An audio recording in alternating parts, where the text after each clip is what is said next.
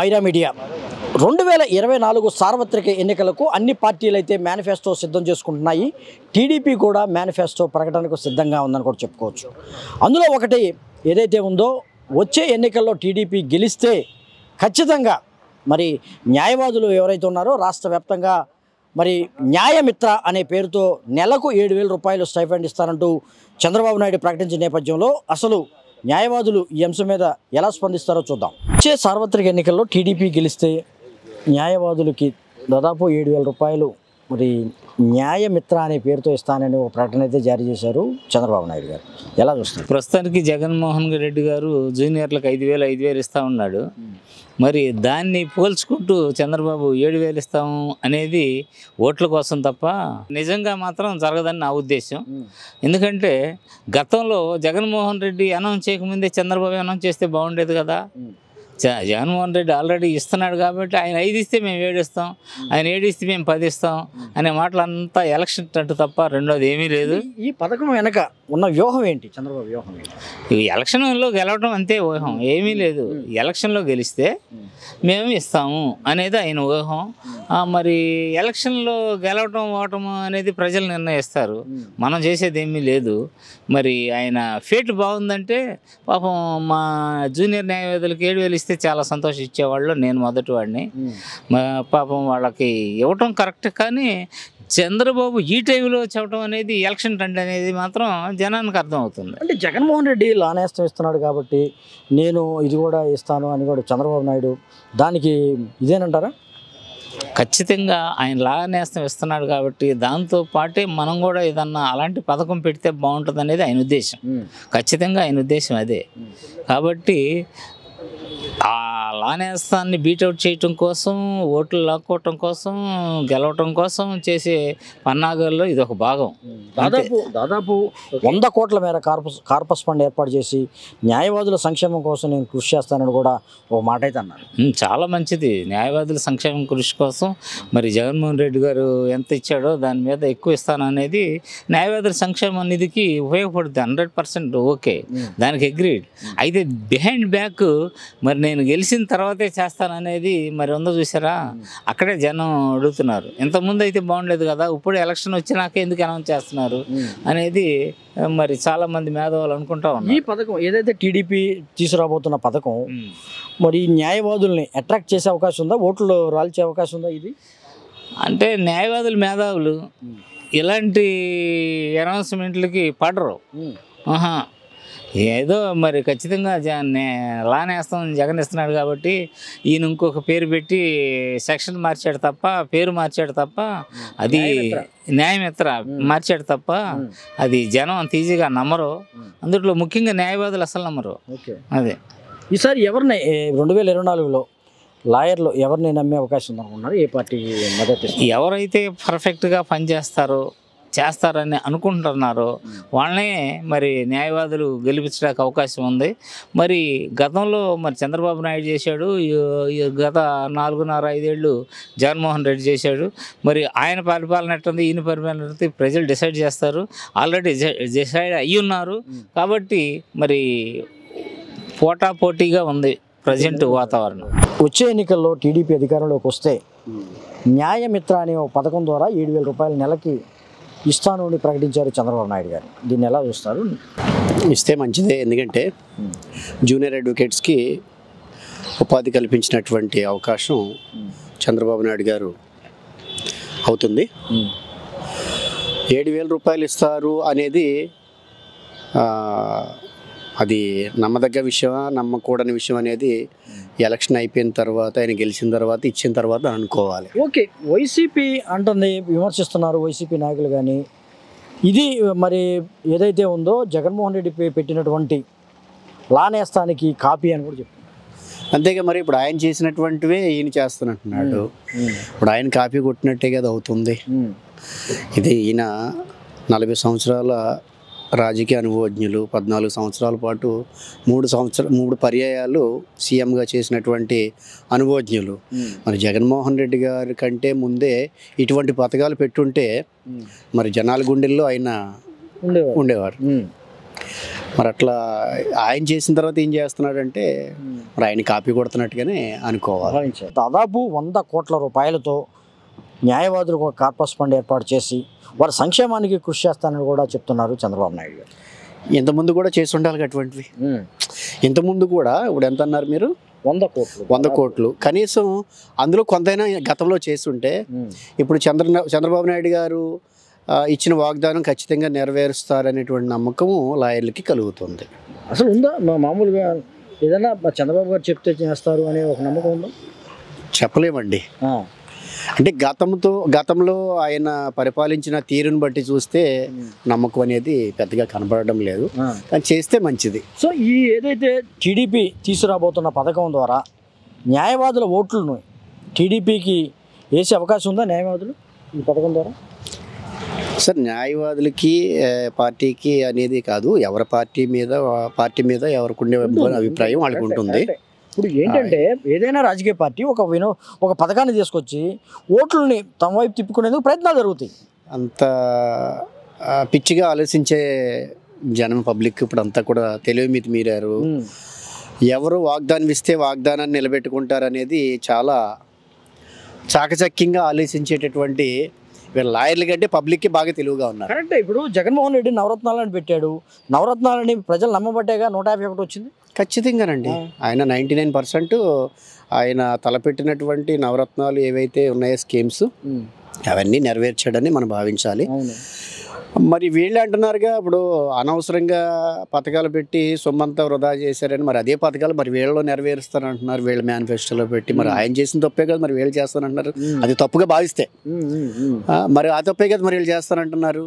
మరి దాన్ని కూడా జనం ఆలోచించాలి. టీడీపీ మరి మేనిఫెస్టోలో న్యాయమిత్ర అనే ఒక పథకాన్ని తీసుకొచ్చి లాయర్లకి నెలకి 7,000 రూపాయలు ఇస్తానని కూడా ప్రకటిస్తుంది. ఇది ఎలా ఉంది మీకు? అవన్నీ చెప్పేది చేయవండి. టీడీపీ పథకాలన్నీ కూడా ఇంతకుముందు 600 పైన హామీలు ఇచ్చాడు, ఏవి నెరవేర్చలేదు. ఇప్పుడు వైఎస్ జగన్మోహన్ రెడ్డి గారు ఉన్నారు, చెప్పినట్టు చేశారు. మళ్ళీ పథకాలన్నీ సంక్షేమ పథకాలన్నీ ప్రజల్లోకి చేరాయి కాబట్టి మళ్ళీ జగనాన్ని ఆదరిస్తారు, ఆయన్నే గెలిపిస్తారు. ఇది మటుకు నిజం. దాదాపు 100 కోట్లతో కార్పస్ ఫండ్ కూడా ఏర్పాటు చేస్తానంటున్నారు న్యాయవాదులకి. అంటే ఇవన్నీ నమ్మశక్యంగా లేదా? ఎలక్షన్ ముందు ఎన్నో మాటలు చెప్తారు సార్, కానీ చెప్పిన దానికి చేసిన దానికి ఇంతకుముందు మనం 14 సంవత్సరాలు ఆయన ముఖ్యమంత్రిగా ఉన్నప్పుడు ఆయన ఏం చేశాడు అనేది మనం అందరం చూసాం. ఏది చెప్పడు, చెప్పింది చేయడు, అది ఆయన పద్ధతి. చెప్పేది చేయడు, అది ఎందువల్ల అంటారు అట్లా? ఆయన మనస్తత్వం అది.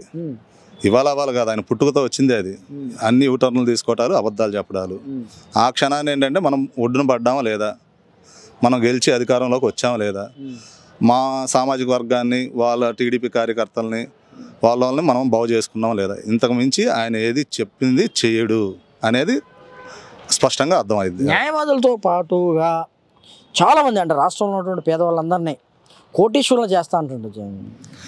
మరి కోటేశ్వరులు చేసేవాడైతే 14 సంవత్సరాలుగా ఉన్న దగ్గర నుంచి ఇప్పుడు 3 సార్లు అవకాశాలు ఇచ్చారు, అప్పుడే చేయొచ్చుగా.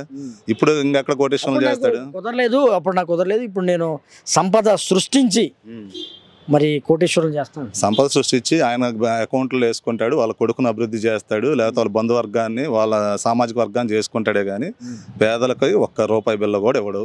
ఉన్న విషయం అయితే అది. చెప్పే అన్ని అబద్ధాలండి. ఆయన రాజశేఖర రెడ్డి గారు చెప్పింది ఉంది చూసారా, వైఎస్ రాజశేఖర రెడ్డి గారు, నువ్వు ఎప్పుడైతే నిజం చెప్తే నీ తల 1000 ఒక్కలు ఇద్దని ఆయన అసెంబ్లీ సాక్షిగా చెప్పాడు. ఈయన ఒక్క నిజం చెప్పిన వెంటనే ఇంత ఖచ్చితంగా 1000 ఒక్కలు అయింది, ఎక్స్పైర్ అయిపోయి ఆయన జగన్మోహన్ రెడ్డి గారు సెంటు భూమి ఇచ్చారు కదా, ఆ భూమిలో కూడా పాతడానికి ఆయనకు అవకాశం లేదు.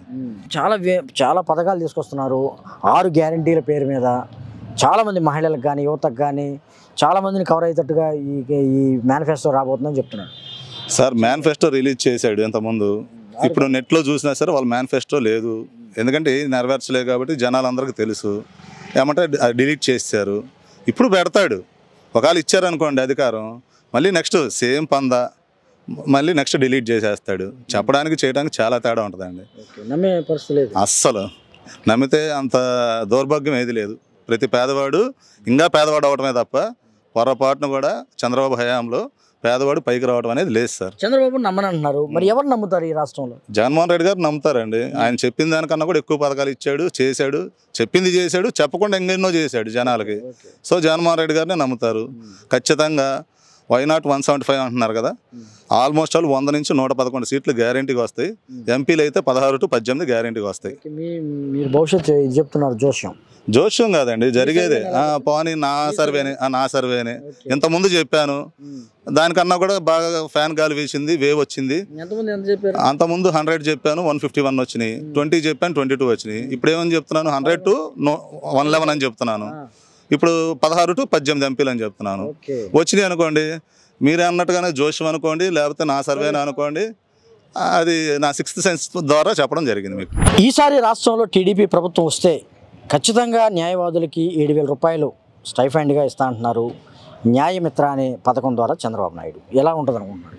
ఇప్పుడు ఆల్రెడీ ప్రజెంట్ ఉన్న గవర్నమెంట్ బిలో 3 years వాళ్ళకి 5,000 ఇది ఇస్తున్నట్టు స్కీమ్ ఇస్తున్నారు.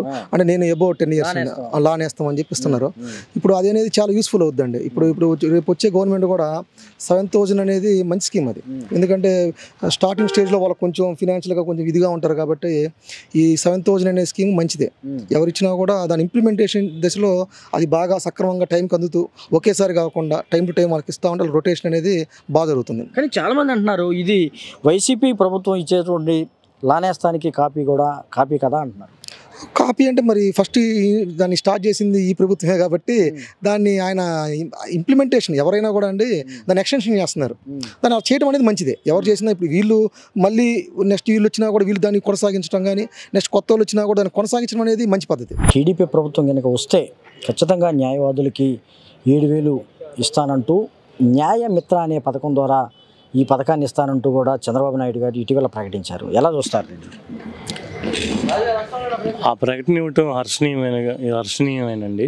కాకపోతే ప్రతిసారి ఎలక్షన్ అప్పుడు అన్ని పార్టీల వాళ్ళు న్యాయవాదుల సంక్షేమానికి కృషి చేస్తాము, వాళ్ళ అభివృద్ధికి తోడ్పడతామని వాగ్దానాలు చెప్తూ ఉంటున్నారు. అవి ఇంప్లిమెంట్ చేస్తే మటుకి న్యాయవాదుల మటుకి సంతోషంగా ప్రయోజనం ఉంటుంది. వాళ్ళకు భరోసాగా ఆర్థికంగా చిన్నపాటిగా ఇచ్చినట్టుగా ఉంటుంది. వాళ్ళు వృత్తిరీత్యా కొద్ది డెవలప్మెంట్ బాగుంటుంది. ఓకే, ప్రస్తుతం లానేస్తాం అనే పేరుతో మరి జగన్మోహన్ రెడ్డి ప్రభుత్వం కొంత అమౌంట్ ఇస్తుంది మీకు, అది ఎలా ఉంది? అంటే అది 5,000 అలా ఇస్తున్నారండి జూనియర్లకి.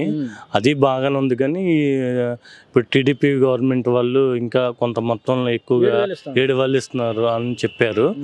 ఏదైనా కానీ ఏ ప్రభుత్వమైనా కానీ న్యాయవాదులకి ఇంకా గతంలో ఇచ్చిన వాగ్దానాలు కానీ హామీలు కానీ ఇంకా పెండింగ్లో ఉన్నాయి.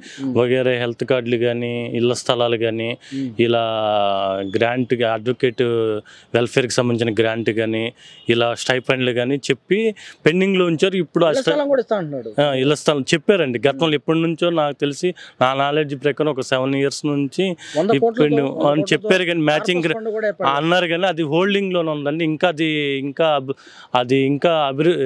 అమల్లోకి ఇంకా అది అలా హోల్డింగ్లో ఉంది కానీ ఇంకా ఆ ఫోర్స్లోకి అయితే రాలేదండి. నిజంగా ఏ ప్రభుత్వం మీకు మీ న్యాయవాదులకి న్యాయం చేసింది అనుకుంటున్నారు? ఏమండి, ప్రతి ప్రభుత్వం న్యాయవాదుల పట్ల రెస్పాన్సివ్ సానుకూలంగా స్పందిస్తున్నారు కానీ ఆచరణలో మటుకు ఆలస్యం అవుతుందండి. ఏ ప్రభుత్వం కూడా మీకు న్యాయం చేయలేదా?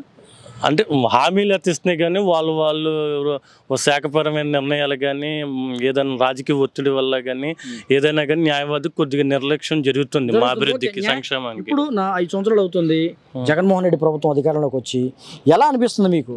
బాగుందో బాగాలేదు? అవేమో కానీ మాకు ఏపీ ల్యాండ్ టైటిలింగ్ యాక్ట్ అని ఒకటి వచ్చిందండి. దాని పట్ల మెజార్టీ న్యాయవాదులు చాలా ఆ యాక్ట్ పట్ల నిరసనలు అన్ని స్టేట్ వైజ్గా చేశారు. ఒకసారి ప్రభుత్వం ఆ యాక్ట్ అమెండ్మెంట్ గురించి కానీ ఒకసారి పరిశీలన చేసుకుని తద్వారా ముందుకు చర్యలు తీసుకుంటే బాగుంటుందని మా అభిప్రాయం. జగన్మోహన్ రెడ్డి ఇచ్చే సంక్షేమ పథకాలు ఎలా ఉన్నాయి మీకు న్యాయవాదిగా చెప్పండి? సంక్షేమ పథకాలు అంటే న్యాయవాదికి జూనియర్లకి ఇస్తున్నారు. ఇంకా ఇళ్ల స్థలాలని హెల్త్ కార్డులని వగేరా కొన్ని ఉన్నాయి. అవి వాగ్దానాలు అయితే ఇచ్చారు కానీ అవి కొన్ని పెండింగ్ అమల్లోకి అయితే రాలేదండి. ఓన్లీ జూనియర్ స్టైఫండ్లు వచ్చినాయి. వాళ్ళు ఏదో రాజకీయ ఒత్తిళ్ళు కానీ ఏదైనా కానీ కొంచెం పెండింగ్ బడ్జెట్ ఏదైనా కానీ వాళ్ళు అయితే ప్రజెంట్ హోల్డింగ్. అంటే జూనియర్ న్యాయవాదులకి మొట్టమొదటిసారిగా జగన్మోహన్ రెడ్డి కొంత స్టైఫండ్ ఇవ్వడం మొదలుపెట్టారు. ఇంతకుముందు గతంలో ఈ ప్రభుత్వాలని ఈ పనులు చేసినాయి. గతంలో ప్రభుత్వాలన్నీ హామీలు ఇచ్చాయండి ప్రతిదానికి. ఈ స్టైఫండ్లు అక్కడ ఈయన వచ్చినాక ఆ స్టైఫండ్ ఆ అంశాన్ని బట్టి కొద్దిగా ఇంప్లిమెంట్ కొంచెం తీసుకొచ్చాడండి. పర్లేదు, ఏమైనా ఉపయోగపడిందా? పర్లేదండి. టీడీపీ మేనిఫెస్టోలో మీకు అడ్వకేట్స్కి దాదాపు 7,000 రూపాయలు ప్రతి నెల ఇస్తానంటూ ప్రకటన చేయబోతున్నారు చంద్రబాబు నాయుడు గారు. మీరు ఎలా ఫీల్ అవుతున్నారు? ప్రతి నెల 7,000 ఇస్తారనేది దానికి ఒక క్లారిటీ లేదు. చంద్రబాబు నాయుడు గారు స్టేట్మెంట్ అయితే ఇచ్చారు, కానీ దానికి క్రెడిబిలిటీ ఎంతవరకు ఉన్నది అన్నది మనం ఆలోచించాలి. ఎందుకంటే అది ఏ ఏజ్ వాళ్ళకి ఇస్తారు, ఎంత సీనియర్టీ ఉండాలి, జూనియరా, సీనియరా, మిడిలా ఏంటన్నది ఆ క్లారిటీ లేదు. ప్రభుత్వం వచ్చిన తర్వాత నిర్ణయిస్తామని చెప్తున్నారు. దానికి అది ఇప్పుడు నిజాయితీ నిలకడగా చెప్పే మాటలు ఎలా ఉంటుందంటే అది బిలీవబుల్గా ఉండాలండి. ఏదో గాల్లో మాటలు లేకుంటే ఇలా జనాలు నమ్మటానికి సిద్ధంగా లేరు. ఫర్ ఎగ్జాంపుల్ ఒకటే చెప్తున్నాను, ఈ మాకు విజయవాడ సిటీ సివిల్ కోర్టు ఉంది కదా, అక్కడ ఈ కోర్టుని మేము ఎప్పుడో 15 years బ్యాక్ డెమాలిష్ చేయడం జరిగింది. మరి ఆ తర్వాత చంద్రబాబు నాయుడే ఎక్కువ టర్ము పదవిలో ఉండటం జరిగింది. ఇంతవరకు ఇది ఇన్కంప్లీట్గానే ఉంది, కానీ కంప్లీట్ కాలేదు. మొన్న జగన్మోహన్ రెడ్డి వచ్చి హడావుడిగా ఎంతో కొంత కంప్లీట్ చేసి దీన్ని ఓపెన్ చేయడం జరిగింది సీజే గారి చేతుల మీద. అశోక్ గారు, ఈ న్యాయమిత్ర తీసుకురావడానికి ఒక వ్యూహం ఏంటి? అంటే ఎన్నికల వ్యూహంలో భాగంగా అంటారా, లేకపోతే ఓట్లు మీ నుంచి పొందడానికి ఇది అనుకోవచ్చా? ప్యూర్లీ ఎలక్షన్ స్టంట్ అండి. ఎందుకంటే అడ్వకేట్స్ ఈ మధ్య కాలంలో బాగా పెరిగిపోయారు ఈ ప్రొఫెషన్లో. వాళ్ళకి ఓటు బ్యాంక్ కూడా బాగా వచ్చేసింది, యూత్ బాగా వచ్చారు. ఈ ప్రాబ్లం ఏంటంటే అన్ఎంప్లాయ్మెంట్ ఎక్కువ అవటం వల్ల, ఇంజనీరింగ్లు, మెడిసిన్స్ ఏదైనా కానీ జాబులు లేకపోవటం వల్ల చాలామంది లా కోర్స్కి వస్తే సెల్ఫ్ లెర్నింగ్, సెల్ఫ్ ఎక్వైరింగ్ అనమాట, మనీ సంపాదించుకోవచ్చు, ఎంత కొంత నాలెడ్జ్ ఉంటుంది, సొసైటీలో ఒక డిగ్నిటీ ఉంటుంది, ఈ ప్రొఫెషన్లో గౌరవ మర్యాదలు ఉంటాయి, వాళ్ళు ప్రొటెక్ట్ చేసుకోవటం కూడా బాగుంటుంది, వాళ్ళ ఫ్యామిలీని ప్రొటెక్ట్ చేసుకోవచ్చు అనే ఉద్దేశంతో ఇటు సంపాదన ఉంటుంది, ఇటు రెస్పెక్ట్ ఉంటుంది, సెల్ఫ్ ప్రొటెక్షన్ కూడా ఉంటుంది. దీంతో ఏమైందంటే ఈ మధ్య యూత్ ఎక్కువ మంది ఎంసెట్లు, ఇంజనీరింగ్ సెట్లు, ఆ సెట్లు, ఈ సెట్ల కన్నా లా సెట్ బెస్ట్ మనకని చెప్పేసి దీనికి ఎక్కువ మంది యూత్ మొగ్గు చూపుతాం జరిగింది అనమాట. దాంతో ఏమైందంటే ఇక్కడ ఓటు బ్యాంక్ బాగా పెరిగిపోయింది. ప్రజెంట్ ముఖ్యమంత్రి జగన్మోహన్ రెడ్డి గారు ఎవరైతే ఉన్నారో ఆయన అడ్వకేట్స్ని ఇంతకుముందు ఎప్పుడూ లేని స్కీములు ఈయన ప్రవేశపెట్టాడు. జూనియర్ అడ్వకేట్స్కి 5,000 ఇవ్వడం అనేది చాలా ఎంకరేజబుల్ అనమాట. అది అంతే, జూనియర్ అడ్వకేట్కి ఎటువంటి ఇన్కమ్ ఉండదండి ఫస్ట్ 2-3 సంవత్సరాల్లో. సో అటువంటి వాళ్ళకి ఈ 5,000 ఇవ్వడం వల్ల ఈ ప్రొఫెషన్లోకి ఎక్కువ మంది రావడానికి కూడా అదొక కారణమైంది. దాంతో ఇండైరెక్ట్గా గవర్నమెంట్ దాన్ని ఎంకరేజ్ చేసింది ఈ ప్రొఫెషన్ని, ఈ జగన్మోహన్ రెడ్డి గారి గవర్నమెంట్. దాంతో ఏమైందంటే దీని మీద ఎక్కువ మంది వచ్చేసారు అడ్వకేట్స్. దీన్ని చూసిన ప్రజెంట్ ప్రతిపక్షం ఏదైతే ఉందో వీళ్ళని వాళ్ళకి అనుకూలంగా కన్వర్ట్ చేసుకోవడం కోసం, ఓటు బ్యాంక్ని క్రియేట్ చేసుకోవడం కోసం జనరల్గా వాగ్దానాలు చేస్తారు కదా. ముఖ్యంగా టీడీపీ మేనిఫెస్టోలో ఉన్నటువంటి ఈ న్యాయమిత్ర ఎవరైతే ఉన్నారో దీనికి అట్రాక్ట్ అయ్యే అవకాశం ఉందా లాయర్లు? అట్రాక్ట్ కాదు, కానీ బిలీవ్ చేయరు ఫస్ట్ లాయర్లు. ఎందుకంటే లాయర్లు అనేవాళ్ళు అమాయకులు ఏం కాదు. So they know laws. So అంత ఎందుకంటే ఆయన ఇప్పుడు చంద్రబాబు నాయుడు గారు ఎవరైతే ఉన్నారో తల్లికి వందనం అని ఏదో స్కీమ్ పెట్టాడు. అది జగన్మోహన్ రెడ్డి గారి స్కీమ్ని చూసి పెట్టిందే కదా, అమ్మఒడి చూసి దానికి పేరే మారుస్తున్నాడు తల్లికి వందనం అని.